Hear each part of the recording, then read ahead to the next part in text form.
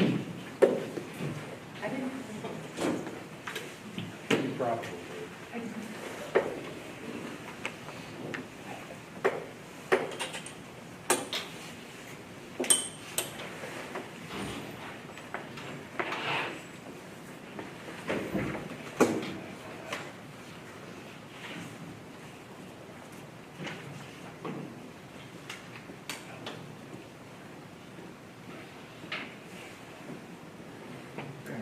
We'll resume our regular meeting. First item would be approval of our minutes from our September 17th. Motion? Second. Any discussion, changes, edits? All those in favor then? Thank you. Correspondence. You want to begin with the public hearing? So, we'll start with the public hearing on our district safety plan. Education law 2801 requires that boards of education hold a public hearing prior to the adoption each year of their district safety plan.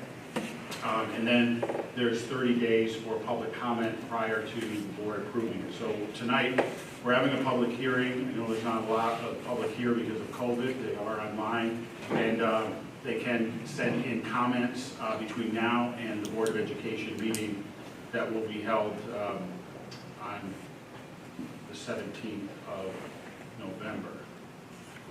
So I have the safety plan here.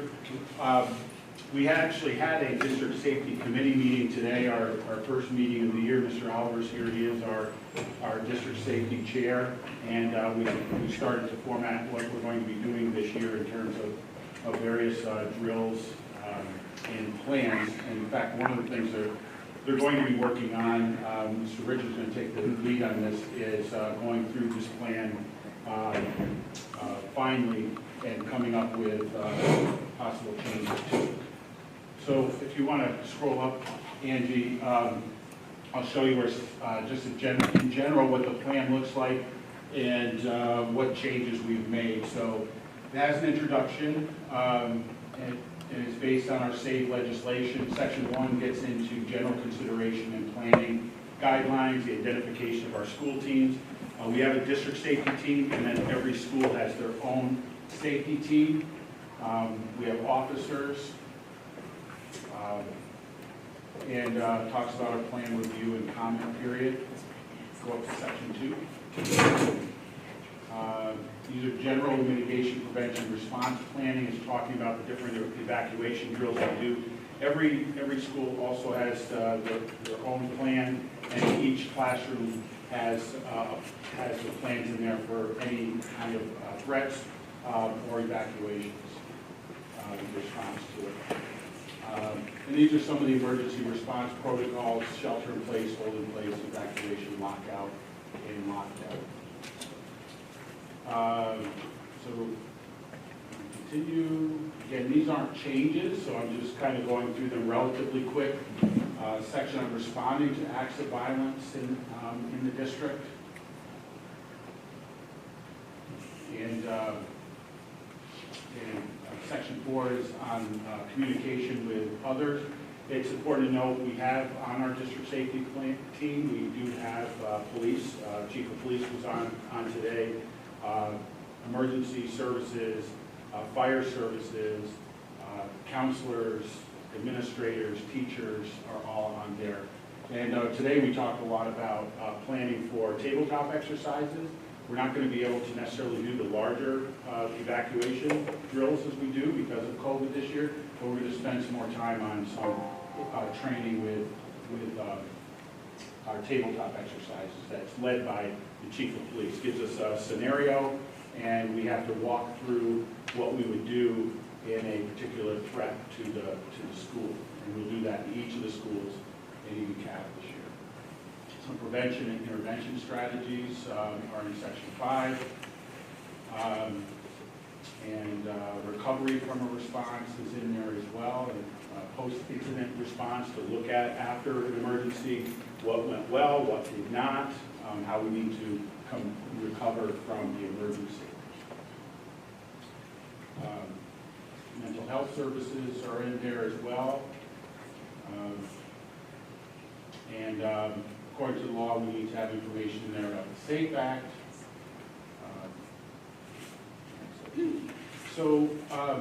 This is new. Two things that have changed. One is the pandemic response plan. So this is what we developed in March, and we'll continue to develop as we're looking at the plan this year. But it talks about the pandemic and our response to the pandemic. So that whole section is new to the plan. And what we took out was the agreement that we had with the Village of Messina for the school resource officer, because at this time we don't have a school resource officer in place because we don't have an agreement with the village at this time. So we did take out, that was an annual agreement. Anyway, we took that out. It was required to be in there. We did have an SRO, and at this time we don't, it just said so we took it out. So those are just kind of an overview of what the plan is and the changes we made to the plan for the pandemic. Any questions? Robert? One little detail on footnote of the pages, it says 1920. On the pandemic? Yeah, down there. Yeah, I just copied it and I'll fix that. Thank you. Yeah, I had a question on stage 2. If you go up, pull it back down where it says stage 2 of the pandemic. Oh, back to Pandemic. Yes. Yeah. Sorry.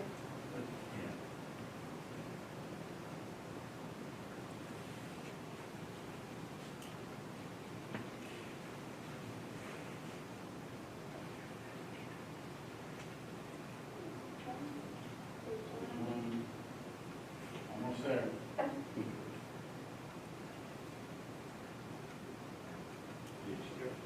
Yeah, that indicates that the local health department closes our school and tells us when we can open. Is that new information? Because at the last meeting, you indicated that you didn't make that determination.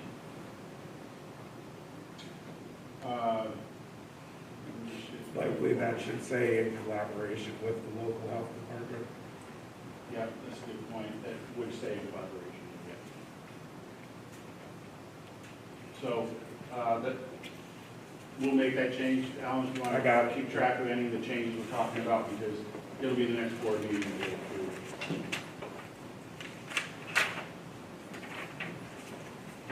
Good point.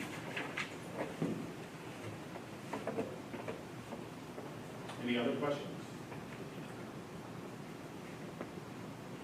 All right, and for those who are watching, if you, this is attached to our webpage, and you can go on, take a look at it, have any questions, comments, send them to me by the email, or Mr. Oliver, our District Safety Committee Chair, and we'll bring them to the board at the next meeting, where we'll look for approval. Thanks, Andy.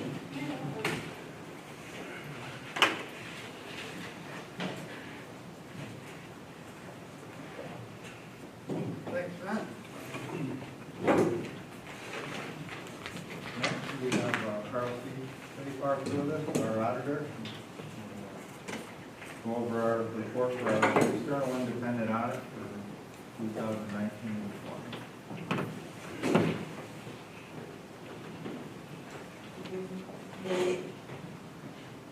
Good position for me here. Good evening, everybody. I'm going to be short and sweet tonight. It was an audit term, a dull audit. We like that. A couple things which we always talk about is, page 1 is the auditor's opinion. The auditor's opinions are the only things in here that really belong to the auditor. The rest of the financial statements, the numbers, they're all yours. We may do a little bit of help putting together some of the final top-level statements and notes, but you guys provide all the information, read them over. So this year went, I thought, quite well. You guys did a good job of putting everything together and being ready for it, even in a relatively challenging time. So there was no really any significant findings or anything. We have our usual culprits, which are the MLR reserve and the excess fund balance, which you guys have written a response to. Thank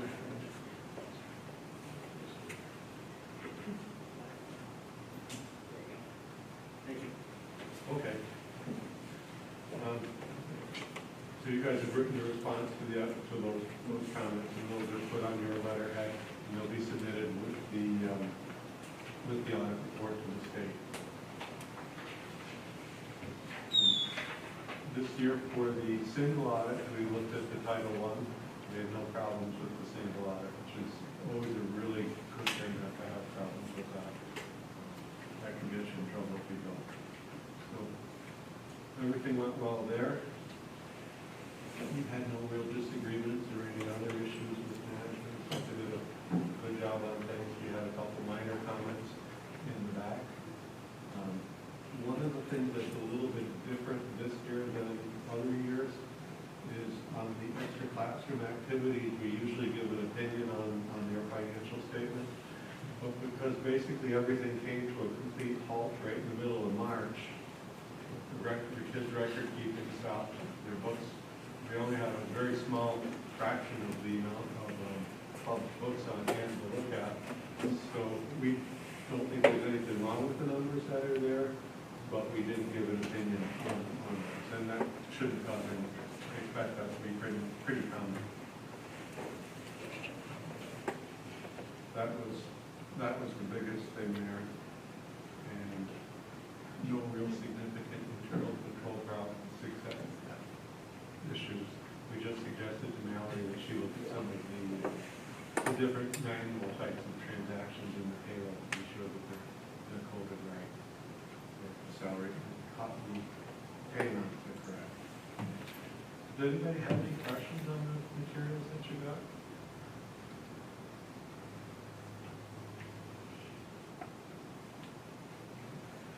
I won't get into all the different numbers parts. The numbers are basically what you had and the major issues.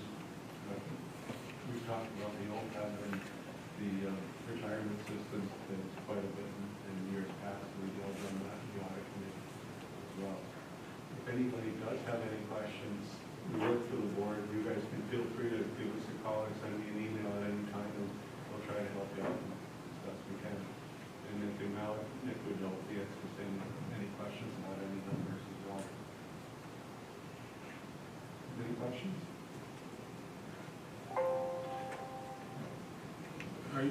Just Carl, Nick and I give you the information for the MD&A that basically looks at some of the things that could impact our budget going forward.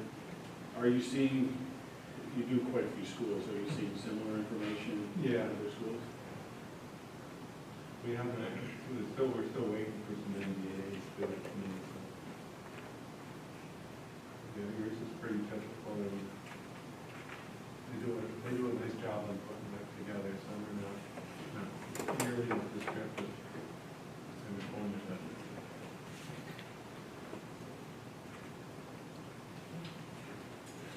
Thank you, Carl.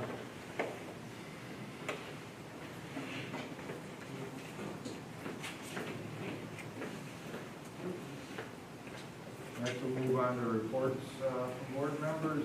Facilities Committee, Steve Perret. I think there's a report later, like the capital project. So the only, I'm not gonna talk about much about the meeting outside of the discussions on the John Story Trail. And I think where we left off, the proposed donation to pave the John Story Trail is, I believe Pat's gonna do some polling to the users in the school and the coaches, the athletic department, public, to try to get an idea of where we want to go with whether it's a paved surface or whether it needs a stone surface or what the best use for that trail is.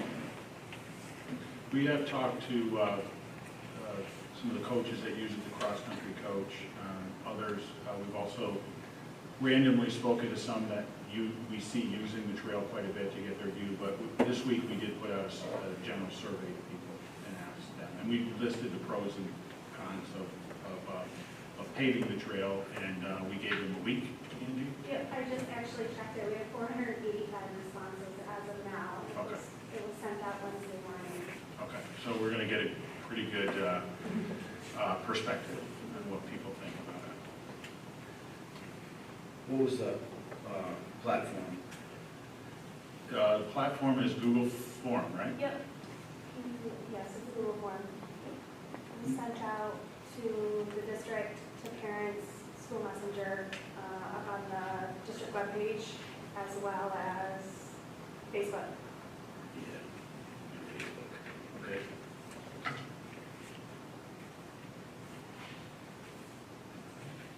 Anything else, Kevin? No. Policy committee, Mr. Hack?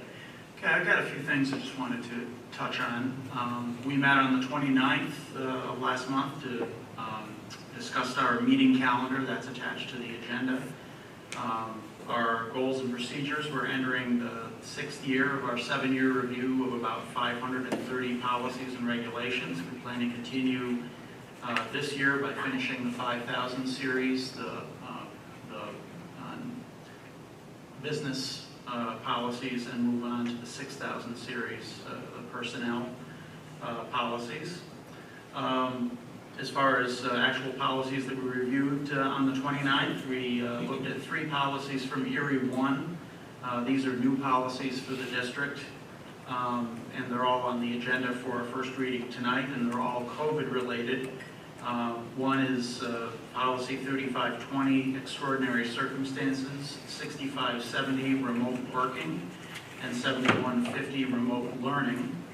And those 3 policies touch on issues such as teacher accommodations, continuity of work, various methods of remote learning, IT support, that type of thing. They were reviewed by Randy Fryman from the Messina Federation of Teachers. No serious questions were raised, so we'll be looking to approve those next time. One issue that was not addressed in those new policies is how snow days will be treated. There's a lot of discussion as to, now that we are able to, pivot rather quickly to remote learning, that maybe snow days will be sort of a thing of the past. And Mr. Brady's done some digging on that, and at this point is recommending that we keep our current emergency closure policy in place rather than doing anything different on these, in the wording of these 3 new policies. We also reviewed some recommended changes to policy 6550 concerning employee leave for the purpose of donating blood and for voting, and policy 8241, which is called patriotism, citizenship, and human rights education. We then moved to where we left off in the 5,000 series policies. Most significant of these was 5670, records management. This was just a small wording change in the policy, but it is requiring us to adopt a resolution, which is on the agenda tonight for a new records management policy. And we also had some discussion about the dress code policy, and that's as it relates to graduation attire. You remember that the Diversity Club is recommending that the cap and gown go to a single color cap and gown as opposed to, red for males and blue for females or whatever it was before. And we came to the conclusion in our discussion that that change in the color does not require any change in the wording of the policy. The term standard cap and gown doesn't refer to color, was our position on that. So I think we have another meeting next week, and we'll keep moving. Any questions for Paul? Yeah, I was curious on that remote working policy. It says that it's that condition can be granted by the superintendent, and what I'd ask him, can that be brought before the board, at least for our notification that has been granted? Pat, you want to take that? I can. Let me just go to the policy.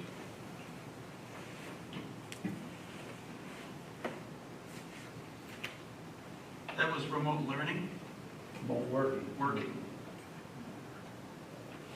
Upon request, an employee supervisor in conjunction with the superintendent or designee may grant an employee a full-time, part-time, or short-time remote work arrangement. Blah, blah, blah, blah, blah. And what I'd ask is that if we're just notified as a board that that exists in each instance of it. But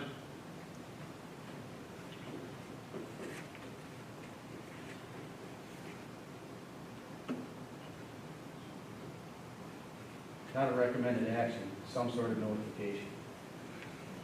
Not asking for approval. right, I guess, I think prior discussions that we've had along those lines, we would notify the board non-specifically. There'd be no names attached to, Where was that? I think we've had discussions about that previously. I'm not sure any other board member wanted that, Kevin. What's that? I don't think any other board member want what you want. I think you're the only one that wants that. So does that make it moot? No, I mean, that's, It almost seems historically like we've gotten that in our personnel action. no, work is happening. Oh, yeah. This is completely new, because it's basically saying the superintendent can grant a remote, if he offers the superintendent the ability to do it, and that's fine. I just think as a board, we should be aware of when that happens, and what the metes and bounds of that are. We did talk about this, and they did say, they would let us know just not who it was. Right. It was about accommodation. That's for accommodations, this doesn't discuss accommodations, it just discusses remote working. You want to know who it is, and that's it. For what reason? For accountability to the board level, to change in working conditions. Maybe they had other duties, or there's a myriad of things of all the interweavings of employees within the school. When they're not here, what happens? It's interesting that you as a board member want to decide what people's working conditions are, and you as a board member want to decide whether, or to micromanage the superintendent's decision. I mean, it's ridiculous. No, I didn't ask for any of those things, Mr. Fowler. That's what you just- that's what you I asked just for a said. notification. All I asked for was a notification that we are made aware, not that we vote on it. I want to be made aware of it. I don't get the point. Is this something we vote on? Or are you just going to give Kevin that because he wants it? I haven't said anything. This is something this is the language This that is something one board member wants. Right. Does he get it or not? Because I don't think anybody else wants it. I mean, I think that's, it's micromanaging, and I think it's the personal decision. it's up to the the, superintendent and the employee. it's up to the board whether you change the policy. This policy was given to us by Erie One, all of those new policies. We didn't have this policy. It was created by Erie One, which involves their attorneys. They send it out to all of their school districts because they feel that this is the best practice. Now, the board has the ability to make changes to it if they want to. That's really up to the board, this board, whether they want to change that. This is the recommendation from Erie One. I'm fine with the policy as it sits.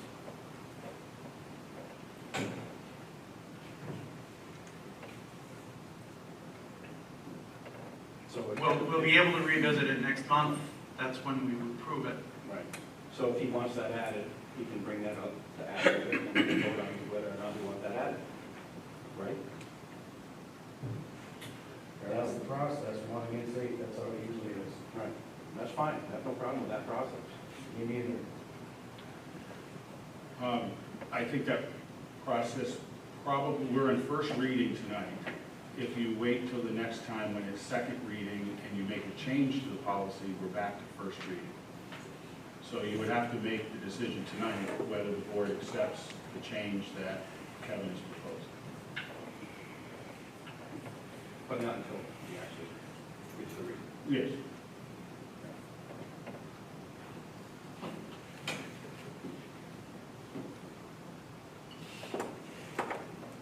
Any other questions?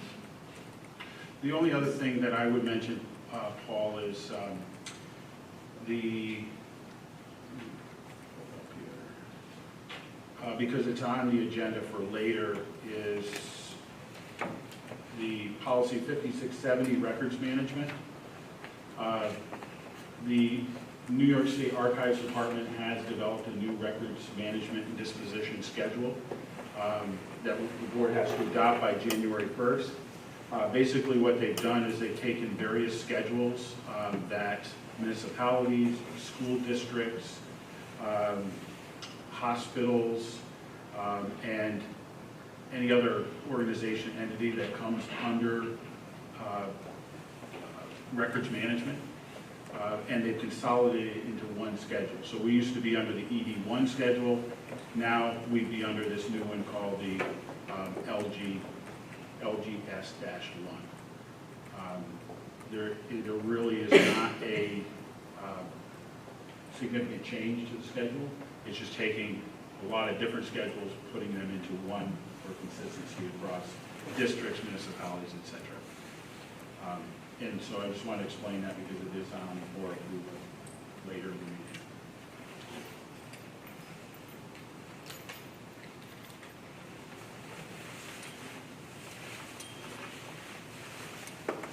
Any more questions for Paul or any of the proposed policies? Okay, I do not have anything tonight, so we'll move on to reports from the superintendent. Okay. So first of all, I wanted to, with Stephanie's here, we want to congratulate her because she is a new grandmother. So Yes. Congratulations, Stephanie. Yes, it is amazing. Thank you. Welcome to the club. It's all right. It's an elite club, it's awesome. Secondly, I want to also recognize the board. You see you have some gifts here tonight. Next week actually is school board recognition week across the state. And so we take the time here to recognize your dedicated efforts to the community and to the school. We all know this is probably one of the most challenging times that board members can stand up and serve. With the pandemic going on, with and all the changes that brings, as well as what we're facing probably ahead of us budget-wise in the next year or two, unless things, our fortunes change across the state. So we thank you greatly for your service. This is a small token of our appreciation. I want to thank Angie who took care of this, and make sure you got a nice present. And we want to pull one of theirs out so you can, for the camera, so you can see what it is.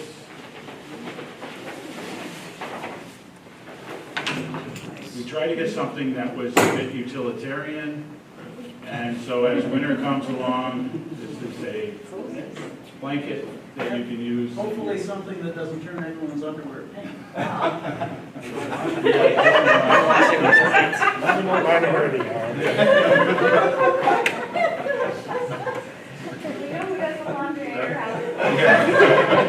That's my first PMI moment. Yeah, that's not the response you're looking for, but hey. Thank you, Mr. Bray. Bring some love. Thank you, Paul. Appreciate it. Appreciate everybody's hard work. Thank you. Moving on to the opening of the school, I sent you some information on this. We're happy to have, this last week, we brought in our 9 through 12 students. And so we now have all of our students in, and they are under hybrid learning. As you know, we started out remotely because of the rise in COVID and the seniors prior to school starting. So we had originally said it would be 10/13, October 13th. We would have everybody back in, but fortunately we were able to phase everyone back in as the cases went down. And this last week we were able to do so with our high school students. Tonight was the first night we had an athletic contest on these grounds in a long time. And they won. Thank you. You have a score? Last time it was 2-0. I don't know the final score. Okay. So you think they? Yeah, I know they won. Okay. I just don't know what the final score Yeah, we try not to get wrong information. So we had a modified soccer game tonight, and our JV and varsity has started also with practices, and they'll be starting next week with games as well. So we're happy to get them back in place. And you know, they're masked up, and we're limiting spectators, and all those things we need to do to keep people as safe as we can. We did also receive some new screening guidelines from the Department of New York State Department of Health. We've had meetings with the local public health on these screening guidelines. Today we had our bi-weekly meeting, teleconference with them as well. The two main changes there would be that, and this is an important one, is that if someone becomes ill with COVID symptoms, they need to, within 48 hours, go to the doctor and be checked out and receive a test. If they find that there's an alternative diagnosis, meaning, for example, someone is chronically asthmatic and that answers the question, then a note from the doctor will suffice. Otherwise, they do need to get a test and get a note from the doctor to be cleared on a negative test. We are now required, if they, in that time period, 48 hours lapses, that we have to present that to the local public health department, and they would have to look at possibly doing contact tracing, because it will be treated as if it is a positive case. So the lesson is, the importance is, if someone is sick with COVID symptoms, they need to immediately go to the doctor and start getting that taken care of within that 48 hours. The second part that's a change would be on our screening that we do every day, mostly on an app, some do it on paper, is that they did take out the part where if you came in contact with someone who had COVID symptoms, you no longer have to put that down on the screen. I think it's probably a common sense approach, because basically the COVID symptoms are almost anything that a common cold would have, or headache, or runny nose, or any number of things. You still, if you come into contact with someone who is positive with COVID, you have to put that down. It was expected to be positive COVID, but not if just someone who had possible symptoms. So those are the two changes there. On a positive note, as well, the Department of Agriculture did extend the summer meal waivers for the entire year. This was passed by Congress. So what was going to happen was it would end on December 31st. Now the full school year, any child can receive a free meal. They don't have to be free and reduced lunch, so we don't have to charge at the cash register or when they come on Mondays when we distribute food at each of our schools out to the parents. And I think those were the areas I wanted to cover there. Any questions?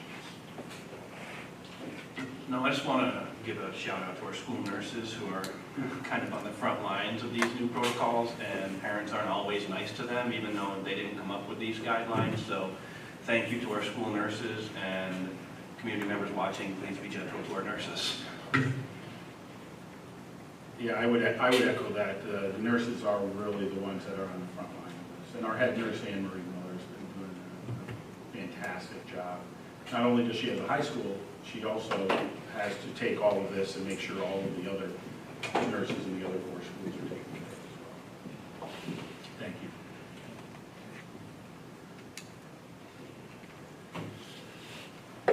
All right, anything else on that?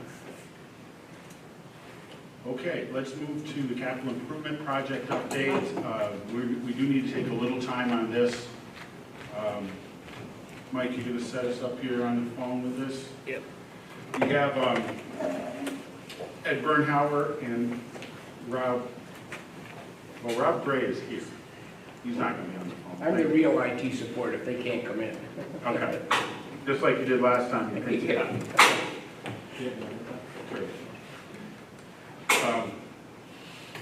It'll be Jim Francisconi.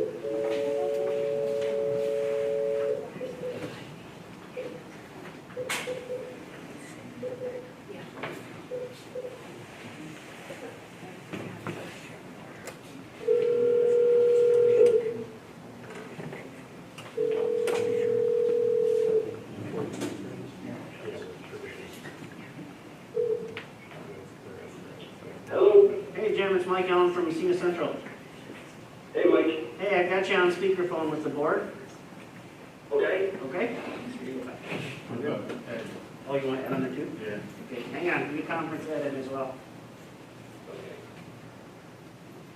Can you hear me all right? Yeah, perfect.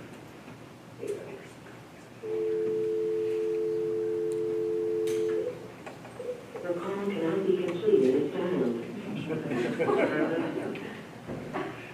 Hang on one second. Okay.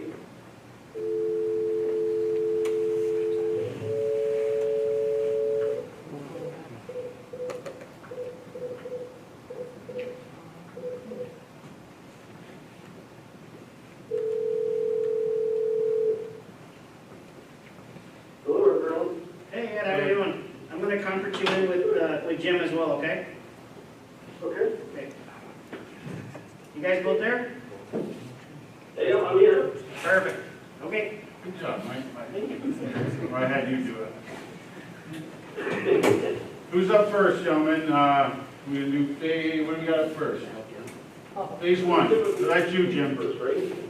Jim's first. Yeah, I can go first. Cause mine's shorter.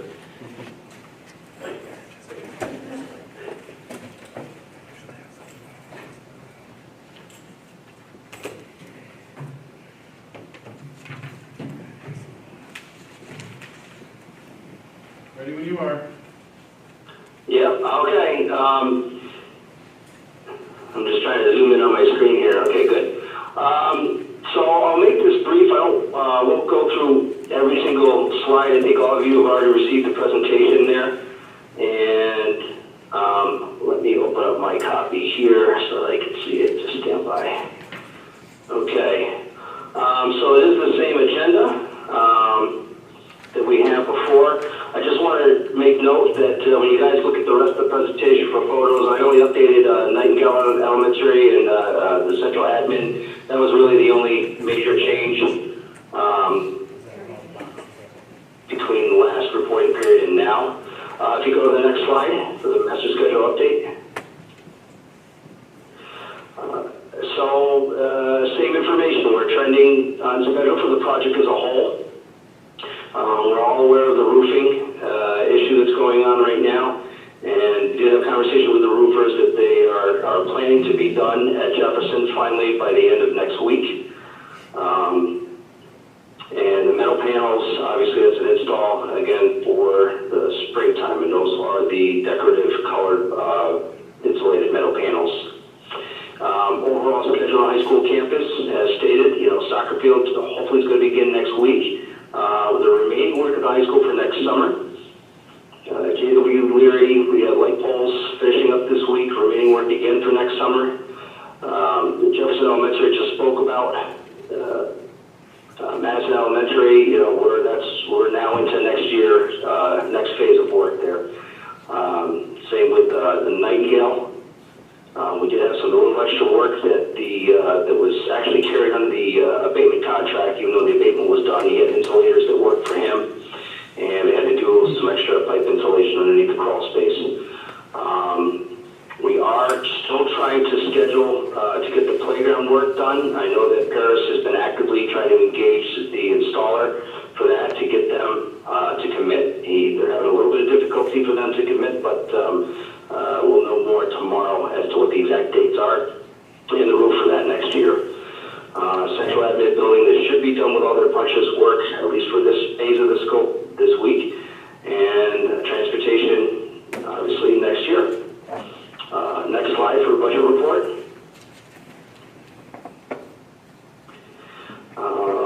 Same to report. We're still projecting at budget. IBI will go, obviously, into a little further detail. All of our changes are still going to be covered under the allowances, and with the abatement contract, their work is actually closed.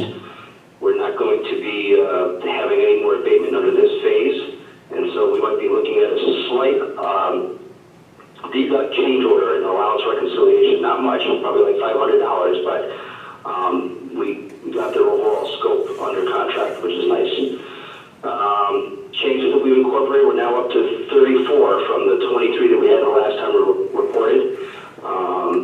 We're still under the, around 1/3 of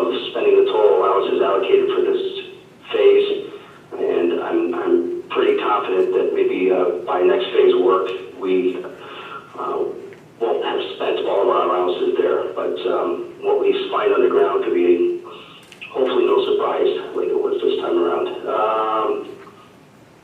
I apologize. I'm trying to look at my screen. Next slide, please, for construction costs.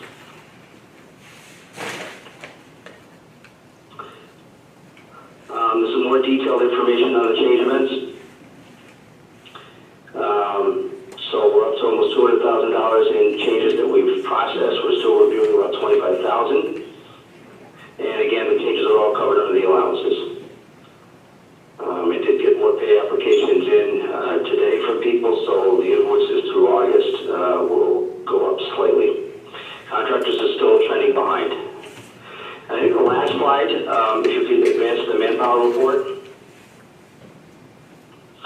it's just to show how everything is just kind of dying right off in terms of, active manpower, which is pretty much what we predicted. If you go back to the first report that we gave, and there was a cash flow curve there, the cash flow actually follows the labor.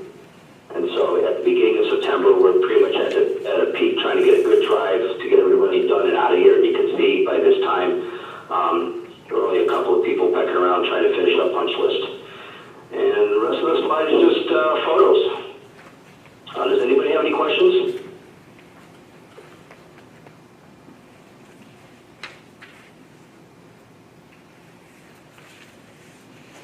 Okay.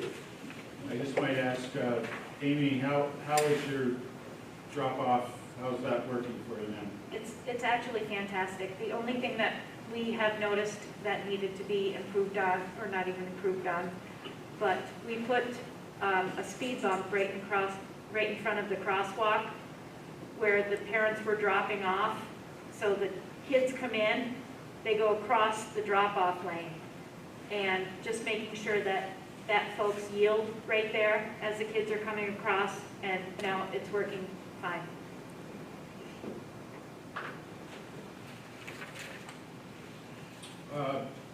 On the playground, Jim, at Nightingale, we still think we're going to be able to get that in? I'm going to be honest, it's looking 50-50 to be completely transparent. Paris is debating whether or not they want to do the work themselves versus the installer from Playscapes, just because they would like to get it done. As I said, I'll know more tomorrow. Jeff and Matt have been conversing on the matter, and so I don't want to speak out of turn if they've already figured out something. So I will give you guys an update at that time. Any other questions for Jim on our phase one? Do we have feedback from the junior high group? I would think that would be much better as well. That's it. Yeah, it's been going well. We did have some concern from community members out on Highland Park area because, and from Trinity and Sacred Heart Church, because people were cutting across their parking lot to get over to junior high, and also not stopping at the stop sign in that area. So actually, I think it was today, we put out a message to all the parents about that concern and asked them to not do that. So that is private property with the Trinity Catholic Church and Sacred Heart. So it's just a different pattern there, so it's going to take a little bit of getting used to. But as far as the bus loop separation and parent separation, that's gone very well. There has been some talk about the whether have enough. There's some extra buses in the lane. Students not having enough sidewalk to go to get that they're getting off where there isn't sidewalk to take a look at that. But overall, it's gone very well.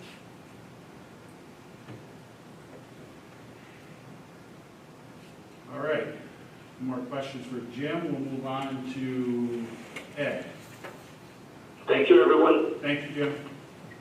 Yes, sir. Well, thank you for allowing us to take some time tonight to update you on phase two as well. One of the things I'd like to do is, in our presentation, if we can jump right to the agenda page, I'd just like to kind of go over briefly, as Jim said, an update on the budget once again. And then also, in addition to that, we're going to go over some good news of some additional scope we were able to get into the project.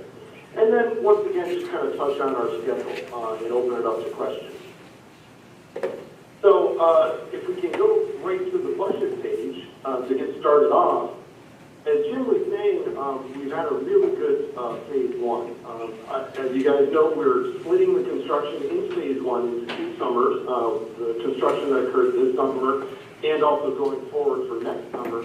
And really, the field directive allowances, which are extra kind of allowances that we set in place for things we discover while we're doing the construction, we're in very good shape with those moving into our second summer. So the CNS and IBI group anticipate that there will be no cost, as we see it right now, above and beyond the contract cost that's established on bid day. So it's a very good place to be in. So as we were saying before, as you see on this budget sheet, in accounting for those contract costs and also with some soft costs along with that, we're also putting a contingency in there just in case. We always want to be prepared, and once again, once we start opening up the ground or start getting into particular systems in the building, we want to make sure that if there's something that was undiscovered, that we can handle it. So again, accounting for that contingency, what that leaves us for our phase 2, as we've reported before, is approximately just under $3.8 million for our phase 2. And if you recall, originally at referendum time, we thought we would only have about 2.8, or 20.8, excuse me. So we actually have 30.8 million available. And what we've recently done with the hard work of the district, CNS and IBI group, kind of working with all of the stakeholders in the different buildings, is we've able to establish that 30.8 million as far as scope items. So that's what we wanted to report to you tonight, is what additional items that we were able to fit into the scope. So we can jump over to our first page, which is the high school scope changes. And some of these items you've seen before, as we've reported that we brought in early on when we knew that we were in good shape. But a couple items I wanted to highlight that we've recently added is we now have been able to establish that we will be able to take the high school and fully convert the mechanical system over to a hydronic water system as opposed to the steam system that it is currently. This is something that, many districts across the state are moving towards and trying to get away from steam and go to hydronic systems, not only based on efficiency, but also based on safety and maintenance aspects as well. So one of the really nice things is that we were able to, before we knew that we could fit part of the high school in, and we were doing a few units, a few major units to take care of that scope. Now we've actually identified that we can fit the entire high school building in. So we've been excited to be able to get that scope into the project.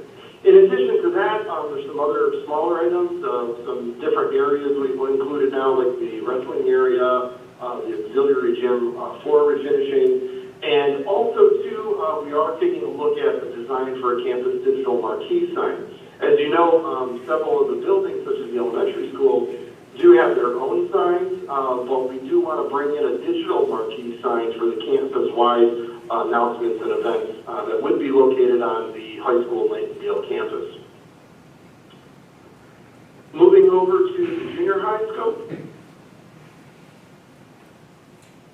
At the junior high building, we were able to actually fit in some additional finishes, and again, we've seen before that we had some door replacement, exterior door replacement. We also were able to do some masonry work around the building. But one of the newer items that we were able to slide into is some additional power outlets in the classrooms for additional functionality in those classrooms, as well as addressing electrical service improvements.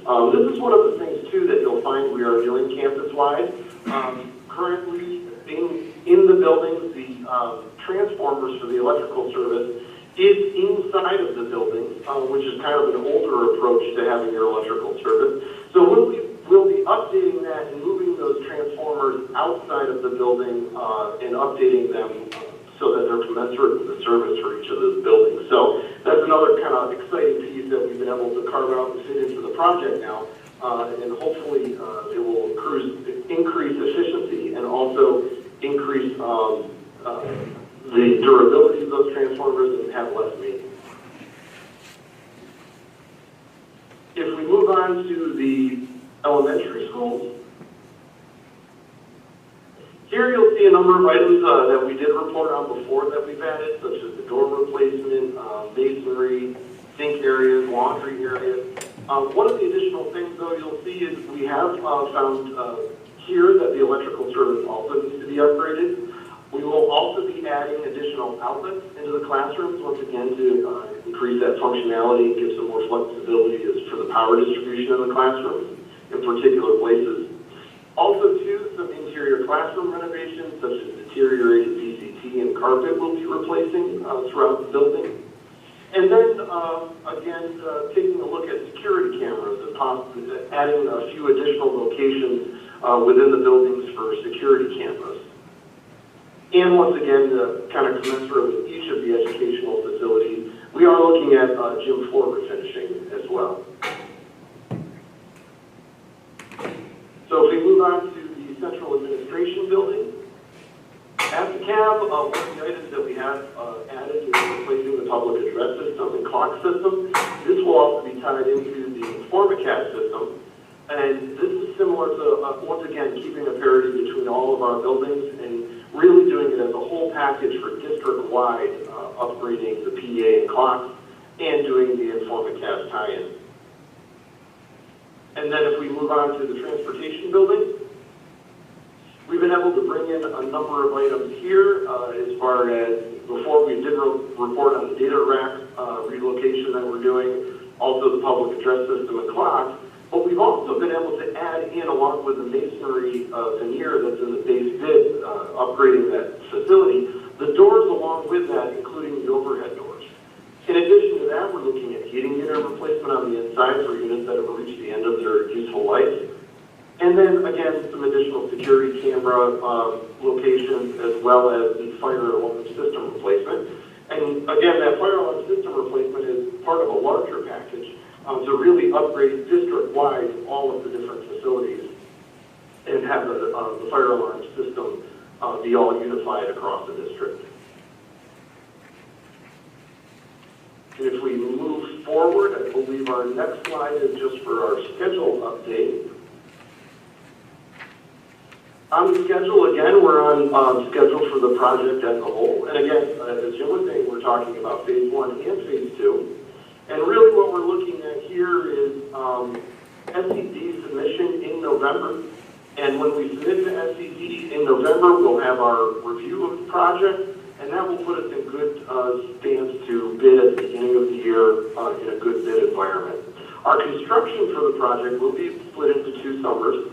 As we were saying, this is $30 million worth of work, so we will need the 2 summers to do that for the summer of this coming summer, summer of 2021, and then also in the summer of 2022 we will have the work. And we're going to try and approximate about half of the work in each summer, so we're going to try and split that $30 million about in half for each of those particular dates.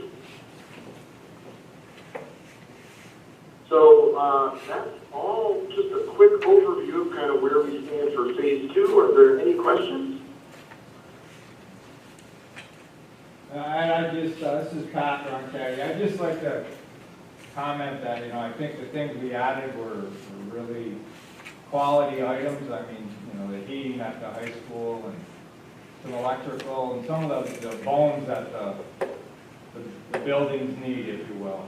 Some of the stuff under the surface that you might not see, but things that are really important and really needed.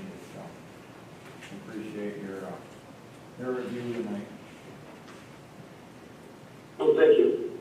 And I'd say one thing to mention too is that all of the additional items went through a thorough vetting with the district, CNS, and IBI, which included all of the stakeholders and the administrators. So it really was kind of a lengthy process.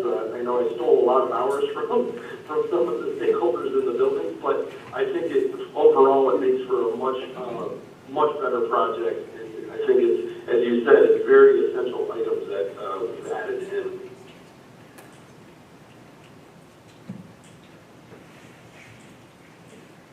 Other questions? questions for Ed on phase 2? I did see the turf replacement was in there now. Yeah, so what we've been talking about is, some of that will be alternates, right? And that would be one, right, Ed, that we're looking as an alternate? Yes, yes. And actually, that one in particular, the turf itself is out of warranty and it's reaching the end of its useful life. However, speaking with the athletics department and the buildings and grounds department, it really is not in horrible shape right now. It's really in pretty good shape. So we're also looking at a number of different procurement models for that. Not only alternate procurement, but possibly doing maybe a cooperative purchase or something like that, so that we can actually get as much life out of that as possible. So that's one of the unique items that actually, would be kind of later on in the scope, possibly that 2022 summer. Yeah, there's a few of those that we are looking at putting in as alternates, gas-fired heaters at transportation buildings and VCT, tile at Madison Nightingale Junior High, refinishing of the gym floors in the building, some of the electrical, just so that when it comes bid day, we can hopefully get the base bid and get these others in, but we try to package it out so it will be the best packages that contractors would want to bid on and put a good solid bid in place without doing a ton of work for the ultimate. Other questions for Ed? Rob, you want to say anything? No, I think everybody's Covered it all? provided a very clear update, yep. Very good. All right. Thanks, Ed. We appreciate your time. All right. Thanks, guys. Yeah, thank you, everyone.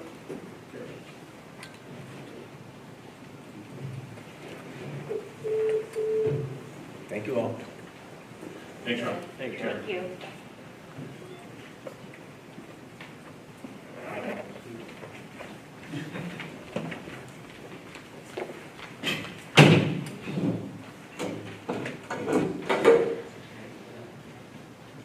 Okay, so overall, things are moving on quite well with the capital project.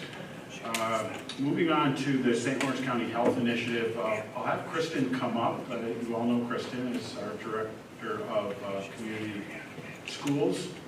And she's going to talk on the next couple of items on the health initiative and also the mindfulness. Thank you, everyone. So I wanted to share that we're wrapping up, we've wrapped up the last of the 5 years of our Creating Healthy Schools and Communities grant that we partnered with the St. Lawrence Health Initiative for. We were really lucky to be partners in this grant. We received, through the 5 years, $2,500 for each school for a total of $12,500 each year for 5 years. And that's with the exception of this past year. It was a New York State grant, and the state froze funding for it, right? So, but a lot of that, those dollars supported PE equipment, equipment that can be used in classrooms, and by the different schools to support students learning and playing and being physically active. It also supported our school cafe and some industrial strength blenders that have been used to make smoothies that students enjoyed. Also under the grant, we implemented a wellness policy that's been used. And we've, let me see. Oh, and we also purchased several of our hydration stations. So we are really glad to have those in place when March hit. So that's been really nice.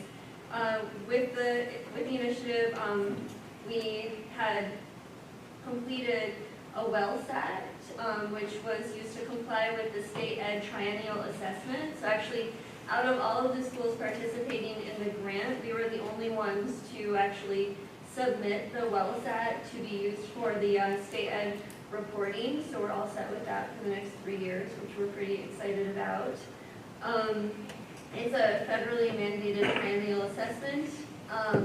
That's just a policy assessment. And we also participated in professional development opportunities. I I think that we had talked about the Leadership Academy that was offered last winter, which Matt McKinley, the co-chair of the Wellness Committee, and I, and Sarah Bentley-Garfinkel, the liaison from the Health Initiative, all participated in. So we're very thankful to have had that opportunity. So hopefully we can partner in future grants with the Health Initiative. They're really good partners. Any So questions? Kristen, when you're buying different things around the district, do they come to you with requests to say, would this fit under your grant, and can you buy this, or how does? That's a great question. So the Wellness Committee actually has people from all of the different schools that are representatives. At the Wellness Committee, we meet 4 times a year. And at the time when it was time to kind of decide what each different school building needed, we put out an ask to the principal and teacher representative, if there was one, and phys ed teacher at that school. And they let us know. And then we had to send it back to the Health Initiative, who got approval from the Department of Health. So there was always some negotiating. Sometimes prices of things changed in that time period. It was a lot of work, but they were really great to work with and very flexible. Sound like you have a lot of great stuff for everybody. We were really fortunate to participate in the grant with them. Hopefully we'll be able to do this again in the future. And I think the grant, it provided, you see on the John Story Trail, you see some of the apparatus there, that was from the grant. And but it also created some energy among the Wellness Committee, and Matt McKinley is the chair of that, and Kristen is a major part of that, and we have with this committee, about just general wellness with staff and students. We had a staff day, and they organized it, and the staff was able to learn about stress management, mindfulness, yoga, backyard games, lots of things like that was very popular. Kristen mentioned the bottle fill stations. We started after-school clubs, like the cooking club that was started by volunteers. Our head nurse was involved with that for nutritious cooking. And we now have a CrossFit room in the high school. And these are all things that and we don't have vending machines anymore to get snacks out of. We got rid of those, and it's just all of these different things were really spurred from that work. And finally, I'll just say, Sarah Bentley Garfinkel is an amazing person. Anything dealing with safety and healthy and grants in this county, she's got her finger on, whether it's the Iron Chef. If you're familiar with the Iron Chef, their schools compete against each other to make healthy foods. That's going on. That's when I first met her, was through the Iron Chef program. So it's a great team effort. Yeah, we were really disappointed that Iron Chef was canceled this year because we finally had a team that was from the high school. The junior highs had a team that's gone the last couple of years. But we finally had the high school cooking club had a team that was ready to go. But we'll be ready next time. We would have won too. We were great. We had a really good recipe already.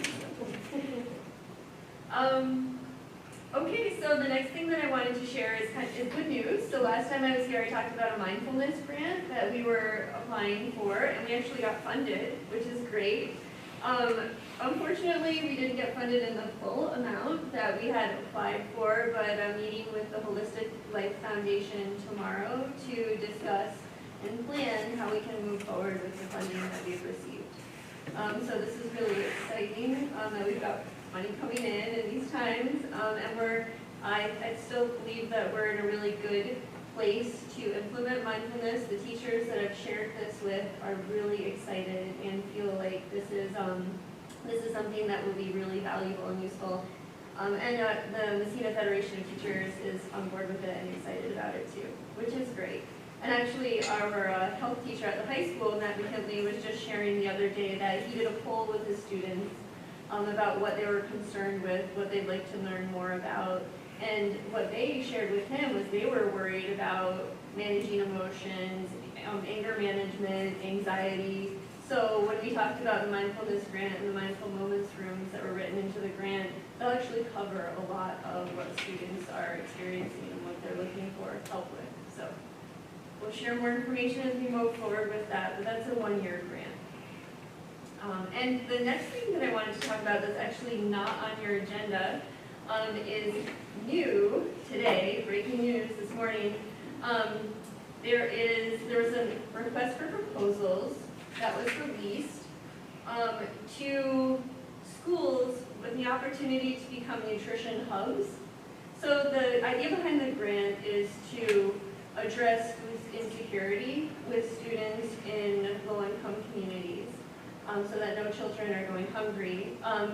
So the Nutrition Hub grant opportunity is to support partnerships and collaborative efforts between school districts and community organizations, working together to ensure kids have access to nutrition foods via federal meal programs, backpack programs, and food pantries during the coronavirus pandemic. This would run from November 15th, 2020 to November 15th, 2021. The skeleton plan that's in place right now would actually be to work with or subcontract with the St. Lawrence Health Initiative to bring Sarah Bentley Garfinkel, who was our partner with the Wellness Committee and the Creating Health in Schools and Communities grant, to be a coordinator to make Messina Central School District a nutrition hub for the Messina community. So Sarah would be working with the school district, food service, our families and our students, as well as our community partners, to help ensure that all of our students and families have access to healthy and nutritious foods. We've got a lot of different initiatives going on. On Mondays, we're passing out bags of food to families. The New Testament Church just had a large-scale food distribution, and they were very generous to have a distribution at the school that I believe last week 115 of our teacher and faculty and staff participated in. So we'll have that for the next 2 Sundays, as well as a larger scale community-wide 1,000 food box distribution. Messina Methodist Church, the Salvation Army, the Messina Neighborhood Center, and St. Vincent de Paul all have their own food distribution programs. The idea behind this grant would be to bring everything together and help make sure that families know what's available and have access to all the foods. Also, kind of our personal side of it as a school district would be to make sure that all of our students and families that are eligible for free and reduced lunches are signed up for it, and that all of our students and families that are interested in receiving food from the school during the pandemic, during this next school year, are receiving that food, which will help our food service program and also help with families. And thank you for hearing me out with this. The grant is actually due on October 28th, so I couldn't wait until our next board meeting. Any questions? Is this a new grant? It is. It's brand new as of this morning. Will that come before the board? It is right now. Okay. Sorry, Kevin. This is not the mindful, this is separate, because I did put it on the agenda because it just, as she said, happened today. It came out, and the has to be an application in by the 28th before we meet again. So what we've been doing with these grants, since we changed policy, or I guess, follow the policy. Follow the policy, Yeah. thank you, was that we bring grants forward to the board for discussion, and then if we get them, if the board's okay with the concept, if we get the grant, then we bring it back and get approval from the board once we receive the money. That's what we did with the mindfulness grant at the last meeting. That's why it's on for approval tonight. So I'm here to request approval to write the proposal.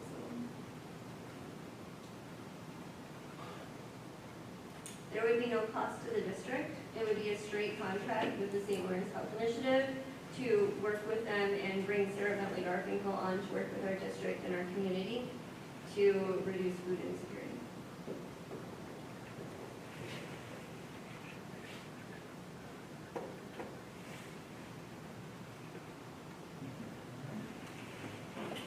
Thank you, Kristen. Good job. Next is our Seal of Biliteracy Coordinator. As you know, last year we had a presentation from our foreign language teachers, Sarah Hopper and Joe Boyle, who came in and talked to us about the Seal of Biliteracy program, which they wanted to start. It's a New York State program that allows our high school students to be able to show their proficiency in another language other than English, and they get mentored throughout the year, they do a project, and then they have to present it in front of a panel. And even with COVID last year, we had 3 of our students who were successful in doing that. We had a presentation at the end of the year where they showed the results of that program. As we often do with new initiatives like this, we ask the advisor to get the program up and running and show that it can be successful, that there are students that are interested, and then the following year would come back and we would look at some remuneration for the advisor. That's the process we've been using, and the process we'll be using here. I attached an email, attached a memo actually from Alan Oliver, the principal of the high school, and his recommendation, and it listed the various activities that the coordinator would, and responsibilities the coordinator has been involved in, will be involved in going into year 2. And you see them there recruiting candidates into the program, holding interest meetings, providing recruiting and training mentors, collaborating with other schools, helping the students to prepare the presentations, judging the presentations, and you can see the rest of the list. So what my recommendation would be to, I'm asking the board to establish this position. We would ask that be paid at the A level of the MFT contract. We would need to, if this is accepted, we would need to add it to the contract. We do have an open contract right now that we could, as we're finishing that, we could add the language into it.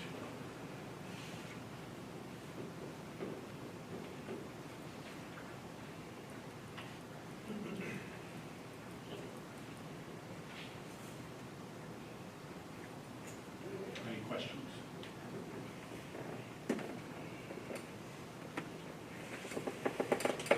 Moving on to the creation of a floating cleaner position. We have a retirement in the Buildings and Grounds Department, and during the day we have a floating custodial worker who goes every day, maybe a little different, goes to the different schools and provides support, and especially during the pandemic. This has been pretty important to have that, have someone there that can go to the various schools. Also, if we have someone who we can't get a sub during the day for someone who's absent, that person would fill in. Anytime we have a position that's open, we review it to see if there's an opportunity for possible shifting around or savings that could take place. In this case, we found that we want to keep that support that we feel is important, but we feel we can do it with a cleaner position rather than a custodial worker position. The difference between the two positions in your job description is generally the custodial worker position a person can work outside on the grounds. They can also do some small equipment repair, but that's not really something we need this position to do. And so it's a savings to the district while maintaining a position that we feel in the Buildings and Grounds Department feels is necessary. So in the on the board tonight for approval would be to establish a cleaner position and abolish a custodial worker position.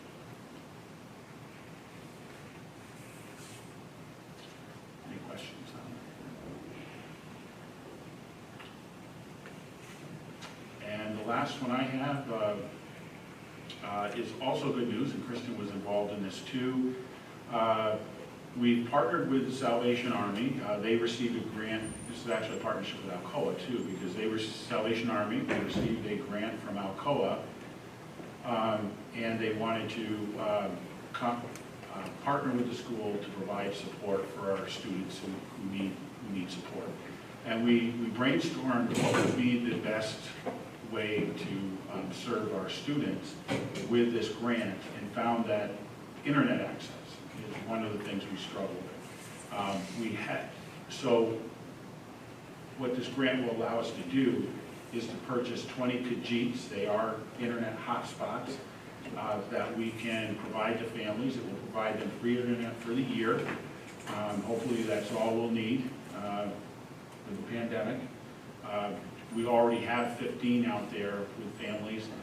There is a need for more, and as this pandemic continues, it may be a situation where others lose their internet, can't afford their internet, and we have these hotspots to provide families in need. So we really appreciate our Salvation Army. Robert Bender, Major Bender, who leads the Salvation Army, is incredible to work with, and we appreciate that they look to us for this grant to help our families.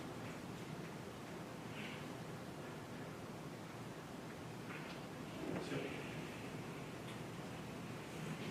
Okay, next from our business group, Nick and Mallory, if you would. First tonight, I have the budget status report. Year to date, we brought in $20.2 million. We have expended $9 million and have $39.4 million encumbered for the remainder of the year. We did one budget transfer for the preschool program, and then a couple of tax corrections, mostly due to STAR assessment changes. On my September treasurer's report, the month started with $26.7 million, cash receipts of $22.6 million, cash disbursements of $8.4 million, ending September with available balance of $40 million. On the extra classroom activities report for July through September, the quarter started with $168,000, cash receipts of $14,000, cash disbursements of $12,000, ending the quarter with $170,000. On the general claims audit report, 9 warrants were verified in the amount of $6.3 million. 290 claims total audited. There were 2 errors, again, with the purchase order date. And the BOCES claim audit report, 1 warrant verified in the amount of $2.1 million. 3 claims total with 0 errors.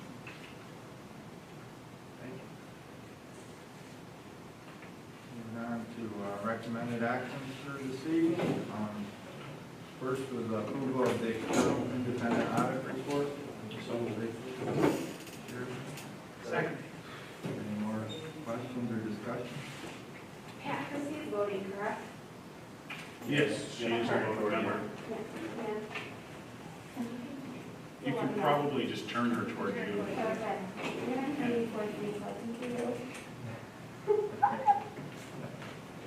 All those in favor? Approval of the mindfulness grant. So moved. Any more discussion? All those in favor? Thank you. Approval of a resolution to create the seal by literacy coordinator position. So moved. Second. Any more discussion? All those in favor? Anyone against? Pardon? Is that an A? Correct.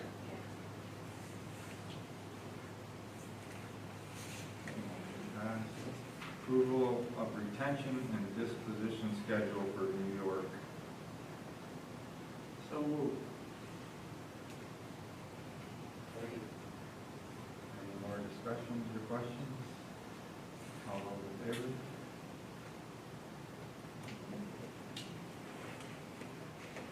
Local government records LGS 1 resolution. I think that was part of Same, the- that's part of our first report.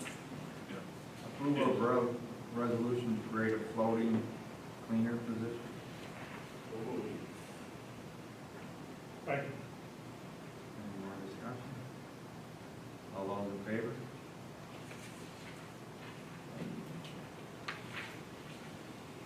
Approval of a resolution to abolish the floating custodial worker position. Second. Discussion? All those in favor?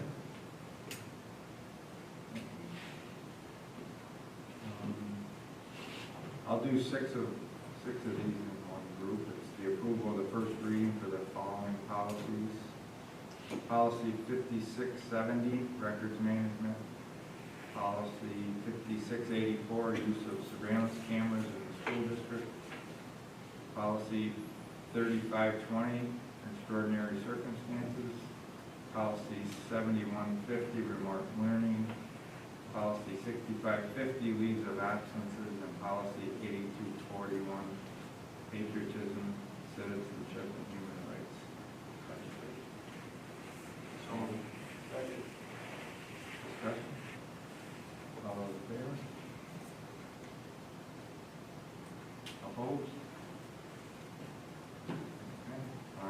Policy, again, this is the first reading. I held this out because I thought we'd have a discussion on this one. But this is policy 6570, remote working. So moved. Discussion?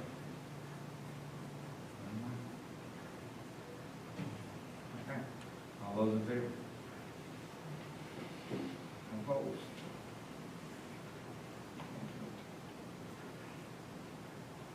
Next group are review-only policies. Policy 5671, disposal of employee and student records. Policy 5672, information security breach and notification. And policy 5673, employee personal identifying information. So Second. Discussion? All those in favor? Approval of the donation to the district. So moved. Any more discussion? All those in favor? Approval of the budget status report. So moved. Second. Any discussion or questions? All those in favor? Approval of the budget transfer report. Questions, discussion? All those in favor? Approval of the tax corrections. Question? All those in favor? Approval of the extra, approval of the treasurer's report for September 2020. Questions? All those in favor? Approval of the extra classroom activities report July through September 2020. All those in favor? Approval of the internal claims audit report general for September 2020. So moved. Questions? All those in favor? Approval of the internal claims audit report BOCES September 2020. Second. All those in favor? Thank you. Approval of the CSE CPSE report. Second.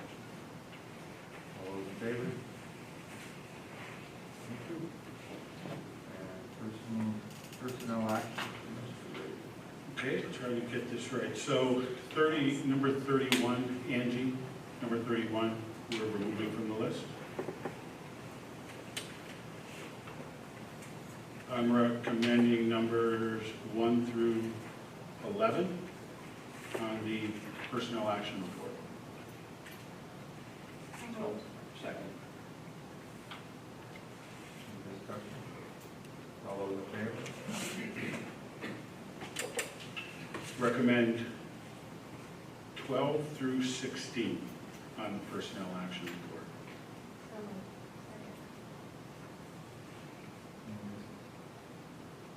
I did have a second. Okay. Any discussion, questions? All those in favor? Any against? Recommending numbers 17 through 28 on the personnel action report.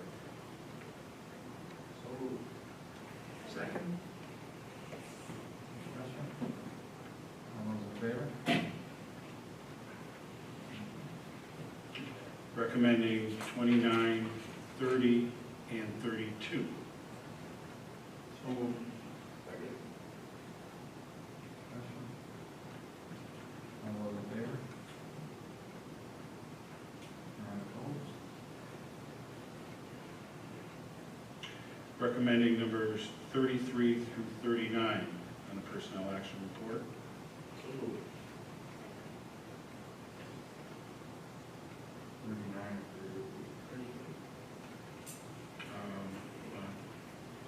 Yeah, did I say 39? No, I meant 38. Any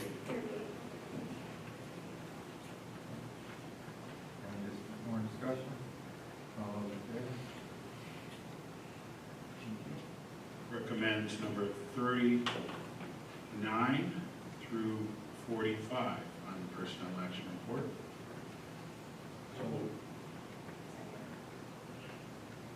Discussion? All those in favor?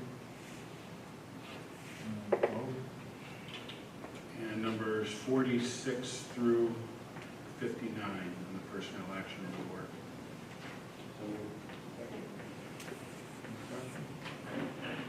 All those in favor?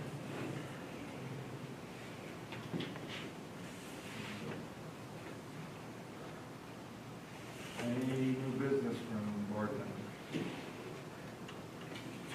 Yeah. Go ahead. Wherever. What's the status of the ex officio student board member that the public voted in?